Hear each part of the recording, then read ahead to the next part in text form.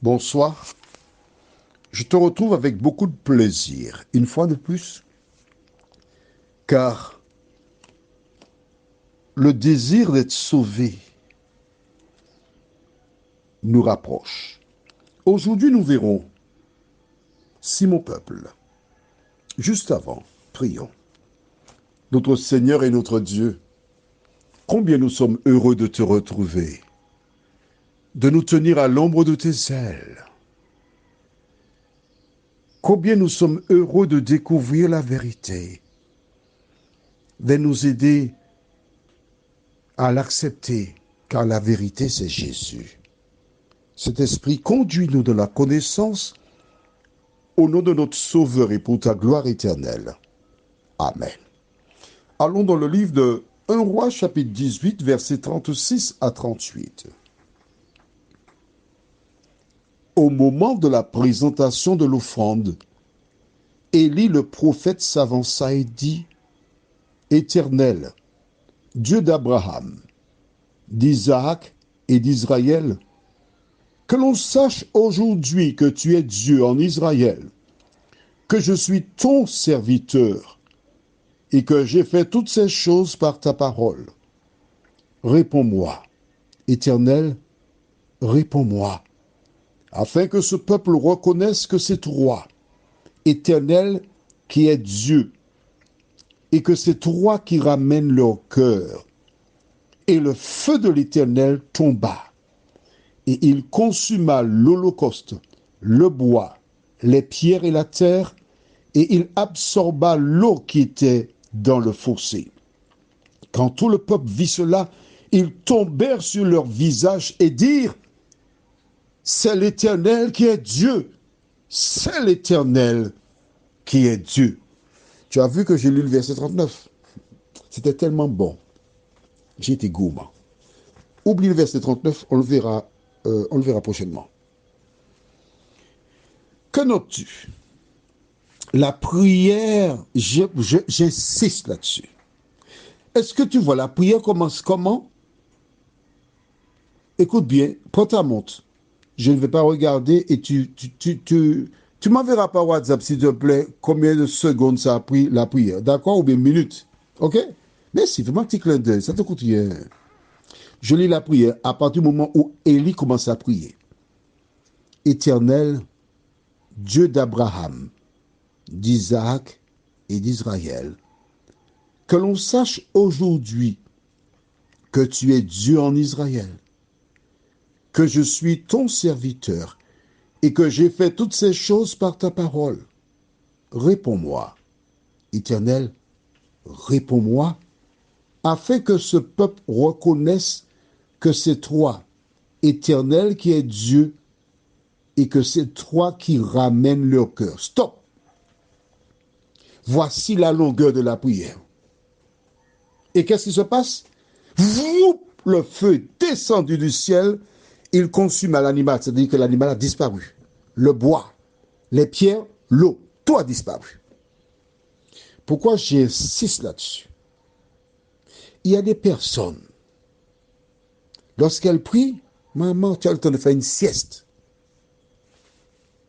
La prière est longue. Alors, demain, si Dieu nous prête vie, nous allons aborder ce sujet-là. Parce que tu vois, je voudrais que tu aies les bonnes bases. Et tout ce que je te dis vient de la parole de Dieu. D'accord? Nous verrons la longueur de la prière demain.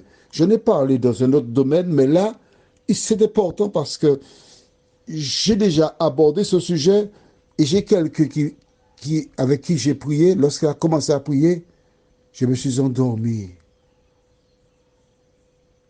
J'ai dû me réveiller environ quoi?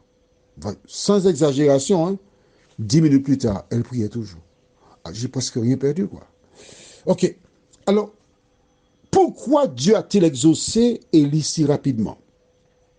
C'est une nouvelle condition que je n'ai pas encore présentée.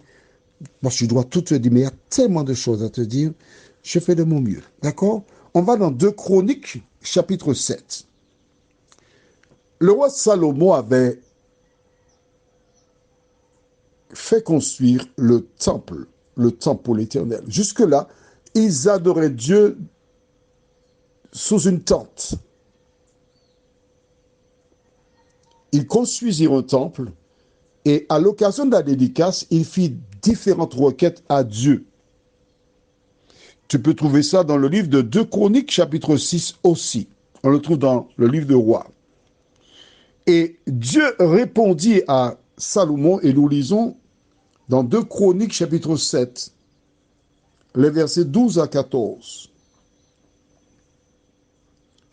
L'Éternel apparut à Salomon pendant la nuit et lui dit, « J'exauce ta prière, et je choisis ce lieu comme la maison où l'on devra m'offrir des sacrifices. Quand je fermerai le ciel et qu'il n'y aura point de pluie, quand j'ordonnerai aux sauterelles de consumer le pays, quand j'enverrai la peste parmi mon peuple. » Et voici ce qui est important. Écoute bien. Tu as bien dit la peste parmi mon peuple, Seigneur.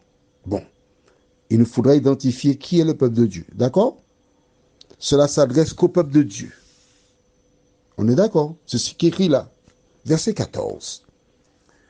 Si mon peuple, sur qui est invoqué mon nom, s'humilie. Numéro 1. Tu te rappelles?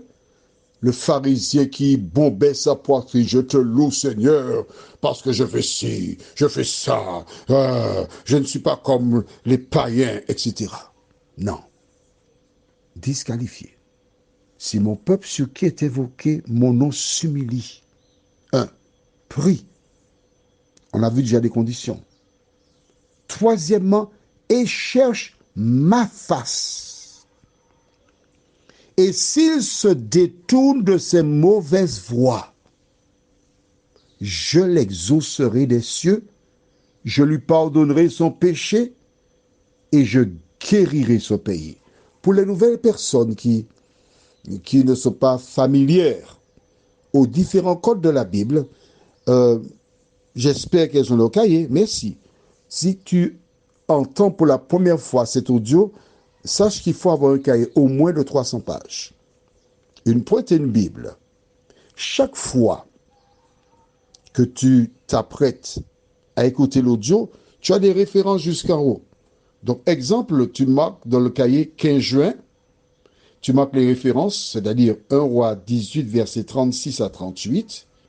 Ensuite, 2 Chroniques 7, versets 12 à 14. S'il y a 2 Chroniques, c'est qu'avant, il y a 1 Chronique. Tu ne connais pas, je sais, je t'explique. Alors, chaque jour, quand tu écoutes l'audio et tu découvres quelque chose, tu notes juste en dessous. Exemple, si tu es là pour la première fois, tu as bien vu que Dieu dit « et je lui pardonnerai son péché ». Le péché, c'est quoi? Question importante. Il te faut savoir. Donc, tu notes dans le cahier 1 Jean, chapitre 3, verset 4. 1 Jean, Jean s'écrit J-E-A-N, pas autrement. Chapitre 3, alors quand on dit chapitre, ça veut dire le chiffre le plus gros. Quand tu ouvres la Bible, tu as des chiffres qui sont gros, et puis en dessous, tu as des chiffres qui sont écrits plus petits. Donc les gros chiffres, ce sont des chapitres, et les tout petits, on appelle cela des versets. Donc par exemple, tu as 3, et puis tu as 1 jusqu'à 10. Le chapitre d'après, tu peux avoir un gros 4, ça va jusqu'à 20 ou 22, etc. Donc tu sais ce qu'est un chapitre, ce qu'est un verset. Tu n'es pas perdu. Alors dans 1 Jean 3, verset 4, alors 1 Jean, c'est à la fin de la Bible. Alors Apocalypse, c'est le dernier livre. Juste devant, tu as le livre de Jude. Devant Jude, tu as 3 Jean. Il n'y a pas de chapitre, c'est un seul chapitre qu'il y a. 2 Jean, un seul chapitre. Et tu as 1 Jean qui a plusieurs chapitres. En l'occurrence, 5.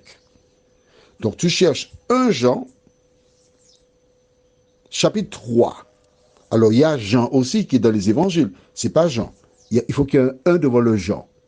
Chapitre 3, donc un gros 3, verset 4, déclare « Quiconque pêche transgresse la loi, et le péché est la transgression de la loi. » Donc quand tu lis verset 14, ça se lit ainsi. Alors tu vas remplacer péché par transgression de la loi. Tu es prête ou prêt?